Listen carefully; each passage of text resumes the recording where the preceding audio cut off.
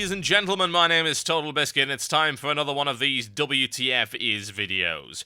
Why am I doing this? Like I said on the channel several times already, my internet connection is borked to hell. I'm pinging over 600 to the beta. It's actually been down most of the day anyway, so it's not like I could have got any WoW stuff done.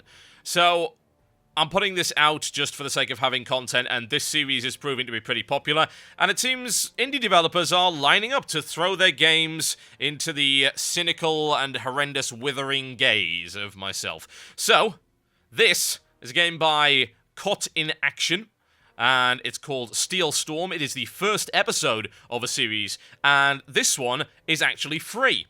Their second episode is going to cost $10, so it looks like their strategy is to try and hook people in with the original and then hopefully get some sales for the next one. Website, as you might imagine, is below in the description, so go check them out. And I'm going to be playing this blind. Okay, let's check out the system specs. You do have a lot of options there. You can anti-alias, that's always good, we likes that. I believe this is some kind of toggle for Intel integrated graphics. As far as I can tell, this game will run on pretty much anything. Controls, fairly simple. As far as I can understand, this is some kind of top-down shooter, kind of like the last game I reviewed, but it's less of the puzzles and more of the blowing stuff up. Fire primary weapon, secondary weapon, shockwave, toggle secondary weapon, and move. And that is about it. Okay. Profile, you can set a color. You can set up a targeting reticule as well if you so desire, and you can change the speed at which the camera swings. Okay, let's make that nice and easy. Yep, that'll be fine, I would think. Okay, now it has single player, it's also got multiplayer, deathmatch, and co-op campaign. Supposedly this is designed with co-op in mind. I don't know if we're going to get any players for this. I don't know if it has any kind of public lobby system. Well, it certainly seems to. Public, earned items, I don't know what any of this stuff is. Okay, let's just go with the single player for the time being. Co-op's always nice, especially when you're not paying for the game. Right. Okay, so we've got campaign. Looks like we have 6 missions in this particular episode. Starts with the courtyard called Acquisition. So without further ado, let's kick it off. Ladies and gentlemen, WTF is Steelstorm. Pass through the courtyard, retrieve the storm plow weapon. That sounds like fun. And destroy cooling towers. Okay, blow stuff up. Sounds fairly simplistic. Shouldn't be too much of a problem. Onward for great justice. Okay, whoa. Top down, right. And top down with panning camera, no less. Is that my crosshair? That's a weird-ass crosshair. Okay, a little odd. Yeah, this can get a little bit disorientating. A little bit of Smash TV going on here, but with the obvious rotation of the camera. That's probably why you have camera scrolling speed options, to make sure that you don't worry about that too much, you don't get dizzy. Right, that's a repair power-up by the looks of it. So almost everything appears to be destructible, but it takes bloody ages to blow anything up, because all I have is this gun. So I think I'll probably want to try and make my way through this as quickly as possible to get the new weapon and use that. Okay, what's that? That's a great question. It's score. Right, so got a little bit of classic elements in here. Beat your score, and I assume co-op allows you to have a bit of competition going on as well. Do I really want to blow up these cooling towers? Well, it seems like you get shield power-ups from this, so that's not too bad. Let's try and make our way through this mission as quickly as possible so we can get a new weapon. There are a lot of bullets flying around, however. This is not easy at all. Again, they said that it was designed with co-op in mind. I don't know how much the game scales, but it's a little bit hectic. I mean, it's no bullet hell, certainly, but it's not easy either. The technique always seems to be not to look at your ship, but to actually look at the enemy bullets. Don't even look at the enemy, in fact. Just sort of have a vague idea of where they are, especially when you're dealing with stationary enemies. I say, it does take a long time to kill things, which I'm maybe not so keen on. Okay. Check your map. A force field is open somewhere. Might it be ahead of me, perhaps? Yes. I don't think I really need to check them out. Let's have a look at it anyway. Okay, there's where I am on the map. Ooh. And those are cooling towers by the looks of it that I'm supposed to blow up as a secondary objective. Do I get any benefit from that? I assume it's just score, so I don't really care. Okay, wow, that's a lot of bullets. Okay. Dodge, dodge, dodge. I'm only getting hit by every 4th bullet. It's fine.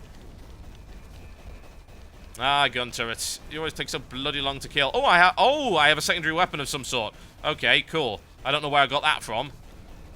I can't toggle it on and off, but it seems to just be a weapon power-up. So I've got this little plasma cannon thing going on underneath that, along with my machine guns. The sound effects for the machine guns are a little bit abrasive on the ears, I must say. You're to expect repetitive sounds in a shoot-'em-up game, but those are a little loud in comparison to everything else. Okay, that's a shield up. Oh, and there's a time bonus as well. Okay, so I'm taking bloody ages. So, seems like if you're into score attack and time attack kind of things, this might be fairly entertaining. This looks like the way out. Do I get the Stormplow weapon if I leave this way? Okay, let's try. I placed number 1. Right, so it is competitive co-op then. Nice, I like competitive co-op. Liked it ever since I played the new Super Mario Bros. For Wii, which we like to call, when we do our little LAN events, new Super Asshole Brothers for Wii. You are encouraged to be a complete dick. Right, okay. Did I acquire... Was that the Stormplow with that little dinky thing? Okay. Destroy cooling tower into weapon crates. No problem at all. It doesn't seem to be a particularly long game, but it seems like it would have replayability if you like score attack, and obviously the competitive co-op does really help quite a lot. And it's also free. One thing that you should always bear in mind. Right, they're a little bit vicious this time around, aren't they? Okay, there we go. Much better. Alright. What is that? Nothing in particular by the looks of it. There we go. Graphically, this isn't bad for a top-down game, honestly, especially for an indie development. Good particle effects there. Nice, slick models on pretty much everything. It serves the purpose. More to the point. You don't have to have super amazing graphics on everything as long as they don't deliberately turn you off the game. Or, more often than not, accidentally turn you off the game. I'm not turned off by the graphics here, not at all. They're absolutely suitable for what they're designed for. Okay. Die 1,000 deaths. Thank you very much. Didn't really need a shield, but... jeez! Okay, okay. Right, yes, thank you. Do I have the shockwave? No, I don't. Okay, so I don't have any shockwave. I have no secondary weapon, but as it turns out, I've got a lot more firepower this time around, so... Yeah, you can go to hell. Alright, is that shield regenerating? It doesn't look like it is. But those turrets hit like a truck, as opposed to the little guys that don't seem to. Three-way crossfire, how very pleasant. There we go. Much better. Okay, I'm taking quite a lot of damage here. There was like 50 repair power-ups in the area where I didn't need them, and now I desperately do, and there's not one to be seen. I wonder if they're still there. Ah, yes they are. Okay. There we go. Much better. Where am I? Okay, this level's a little larger, so our objective is down to the southeast. Always nice to get a little bit of traditional top-down shooter action. Oh, wow, those kill you quick. Okay. Alright, so you can respawn. It doesn't seem to have any penalty, as far as I can tell. Just on the time bonus. Now, you probably can't hear the music behind all the explosions. It's just sort of generic military marching theme, really. Nothing special. A game like this, as far as I'm concerned, needs metal. It needs nice, cheesy, Frank Klepacki-style metal. It's just suitable. We don't need the whole marching, oh, this is some kind of military film or sci-fi film. It's just silly. What are these green things? Why do I have this? Okay, that's score, right. Ooh, 10,000 points.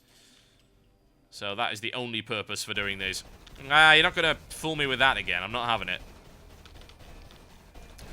This game just seems to suffer from a lack of enemy variety. I seem to have only encountered 2 things so far. The turrets and those little skatey yellow ships. Let's see if we can find a boss. There's got to be a boss around here somewhere, surely. I was kind of disappointed we didn't get one at the end of the first level.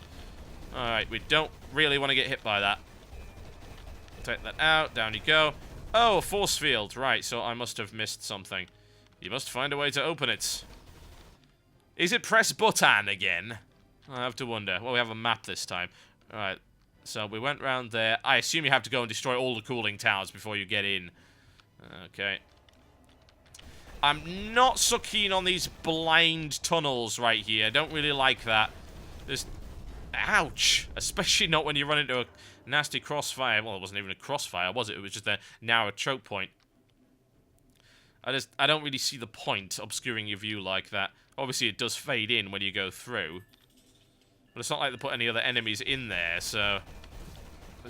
And that is annoying, because that just obscures your view right there. If you get nice and close, it goes transparent. But if you're around here, it's very easy to miss. Oh, wow, okay. Spinning the camera is extremely disorientating when you're dealing with that.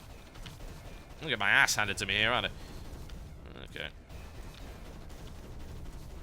Yeah, I think they do need to work on the camera work in these indoor areas. In fact, I mean, honestly, I don't know how much they've done of episode 2 left, but I'd say don't do so many indoor areas. What's the point?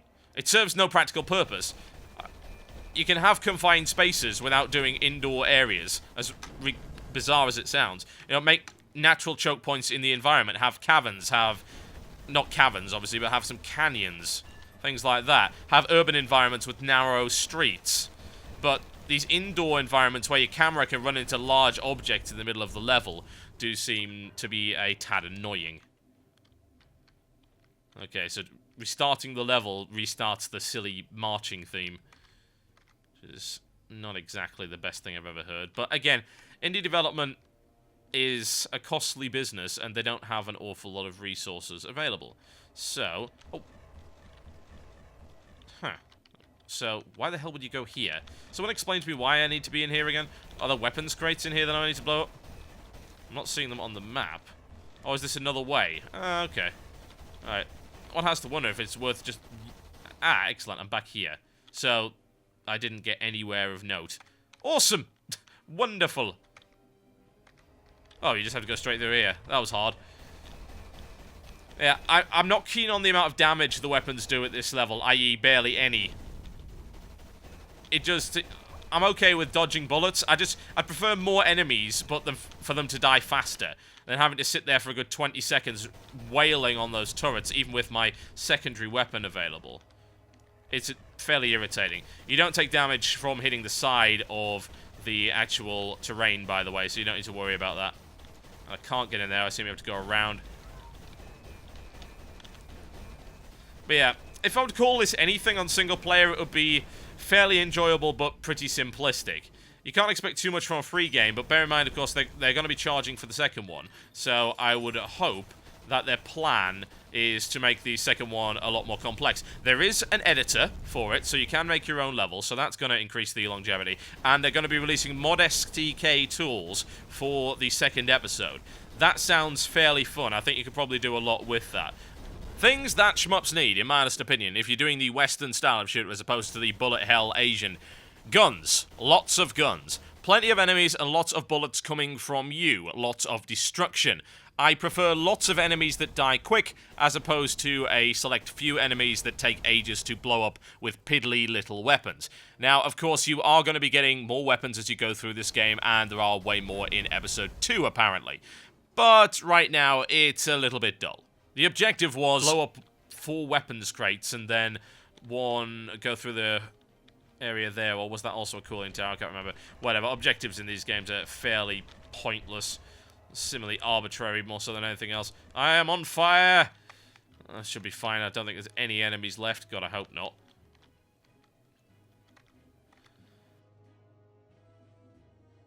It's good for a free game. Really? It's not a bad game at all. It's just very limited in its scope. And I assume that's because the first episode was a test bed, and the second bed's going to have an awful lot more in it. We'll see. I placed first, right. No bosses. Now, maybe there's one at the end of this, but I don't really know. Like I say, it would involve going through all of them. I think we can make a conclusion on this right now. It's worth picking up because it's free. And if you like the multiplayer and you actually get a lot of fun out of the multiplayer, which I think you might, then by all means, pre-order the second episode of it, which contains a bunch of new weapons, a bunch of new levels, mod SDK, and hopefully a lot more enemy variety. Like I say, there is very, very little in there. Now, let's just have a look at the editor before I leave. I didn't have too much luck with the Proto Galaxy editor.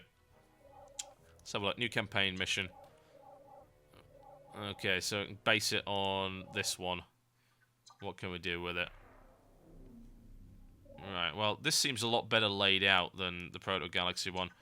Infantry, light tank, lightning tank. Okay, so there are bosses, apparently. There are 2 bosses in the game. There are 2 mini-bosses in the game. We can make a heavy tank. Okay, this is actually really user-friendly. Turrets. Now, for some reason, you can't access any of these. I don't know why. So, the actual enemies, there are only 3 of them. Light tank, medium tank, which is that one there, medium tank, which we haven't seen yet. That looks almost identical to the other tank. And then lightning tank, which for some reason I can't build right now. Multiple unit group. You can have a group spawn as well. That's nice. That's how you design an editor. That is really, really simple. It's not all that powerful. Like, say, I can't make new enemy types with it. I can't make new weapons with it. Or can I? No, it doesn't look like I can. You can set the music track. You can have a timer on it. That's kind of cool. Pickups, environment, effects. Hey, you can even have an ambient sound or particle emitter. That's so very nicely put together. It's a nice, simple editor that anyone can use. You can even set your own briefing. Covered in bees. Please send help. There we go. Awesome. I should actually try playing this, shouldn't I? Yeah, I'm going to die so hard. Right, let's save this one. Game mode campaign. New campaign. Bees. There we go. Mission 1. Okay. So I think we're good on that one. Let's see if we can play it. It's even got a... Oh, that's nice. Instantly... Oh, Christ! Yeah, I'm so boned. That is fantastic. That's a really great editor. Yeah, I hope that in the episode 2, the mod SDK allows you to make new weapons and enemy types, because on a little framework like this, if it's that simple and they manage to make it really cool to do, anyone can do it. Just the ability to throw in some new enemy types there is great.